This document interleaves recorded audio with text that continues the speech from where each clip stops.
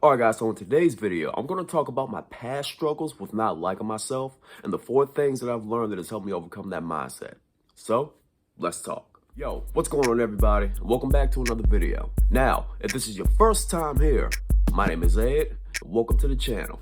And if you are a new viewer and you haven't already, go ahead and hit that subscribe button so you don't miss out on any more content such as this.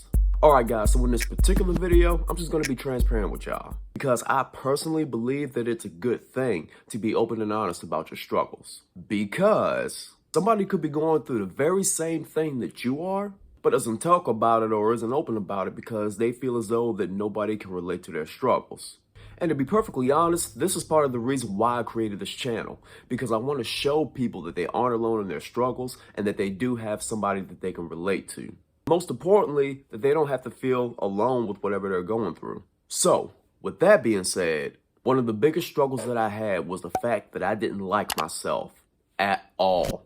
I didn't like the fact that I was thin as a rail, and I mean still am. I didn't like my voice. I didn't like my personality.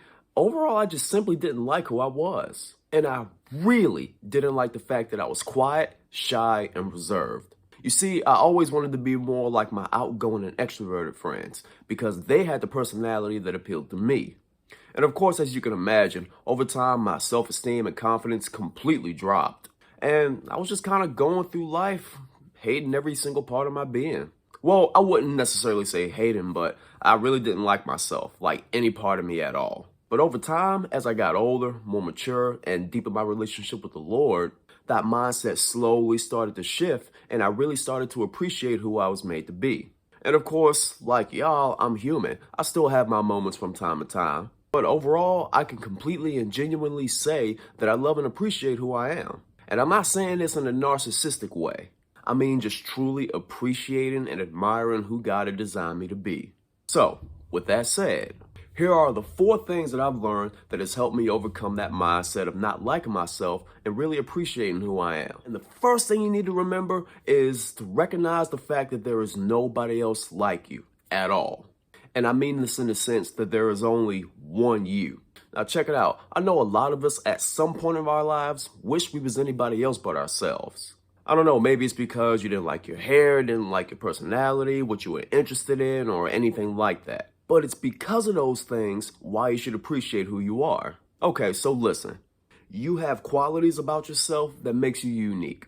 And see, this is the mindset that I had to come to before anything could change. But once I did develop that mindset, I was really able to appreciate who I was. Because I recognized the fact that while there may be people like me, there was only one me. And there's only one you. So rejoice in the fact that you are the only you that exists. Now, this is the second thing that I learned, that comparing yourselves to others is absolutely detrimental to you. Now, I don't know about y'all, but I've definitely been there. See, comparing yourselves to other people is something that's naturally ingrained within us. And that comparing comes from a mindset of insecurity. See, there have been many times where I've compared myself to other people. And it was primarily because I was insecure with who I was. I really didn't think I had anything to offer. But see, that is the main key to beating that mindset, is recognizing that you do have something to offer. The key to beating this mindset is recognizing what you do have to offer. And I promise you, you do have a lot to offer.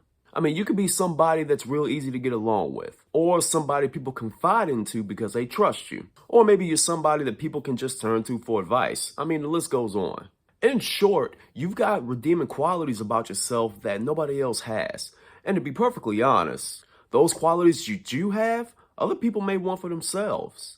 And look, I'm not trying to say this to instill a sense of pride, but I mean the facts are the facts. So focus on what you have to offer and what people like about you. Now, developing this way of thinking definitely takes time, believe me. But I promise you, with persistence, you will definitely get there. Now, the third thing I want you guys to understand is that your friends will value you who you are, no matter what. This is actually something I'm recently learning, but your friends are going to value you no matter what.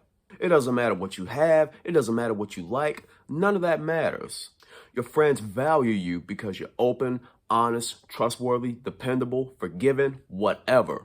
Your true friends will lift you up when you're down and will give you a shoulder to cry on whenever you need it. And they don't do this out of obligation or duty, but they do it because they value you and they really appreciate and love who you are. They value your time, they value your insight, they value your presence. They just simply value you. So appreciate yourself because your friends definitely do. And now the fourth and final thing that I want you to remember is that God values you. And see, to me, this is the most important reason why you should appreciate who you are as a person. You see, God created all of us with specific personalities, abilities, and talents. When God created us, He said that we were very good. And I don't mean this in a moral sense, because we've all sinned and fallen short of His glory, but in the sense that we were created by Him for a unique and specific purpose. We were handpicked by God, not only to do His will, but to have fellowship with Him. Now let that sink in. The God of the universe, the creator of the cosmos, the giver of life, wants to have an intimate relationship with us broken, sinful people. And God proved this love by sending His Son Jesus to die on the cross for our sins. And see, this is why as a Christian, I worship God. I mean, He doesn't need me for anything, but yet He still wants to have that relationship with me. And He wants to have that very same relationship with you guys as well. See, Psalms chapter 139 verse 14 says this: I will praise you, for I am fearfully and wonderfully made. Marvelous are your works, and that my soul knows very well. We were made purposefully, fearfully, and wonderfully by God, and nobody can take that away. Nobody. But anyway, guys, that's it for another video, and I really do hope that this particular video encouraged and inspired y'all today.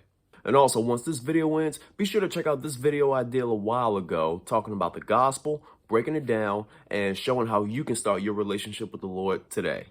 Alright guys, so with all that being said, if you haven't already, be sure to subscribe to the channel and become a part of the community. And let me know down in the comment section below other things that you value about yourself, because one, I love hearing from you guys, and number two, I definitely appreciate and value your guys' insight.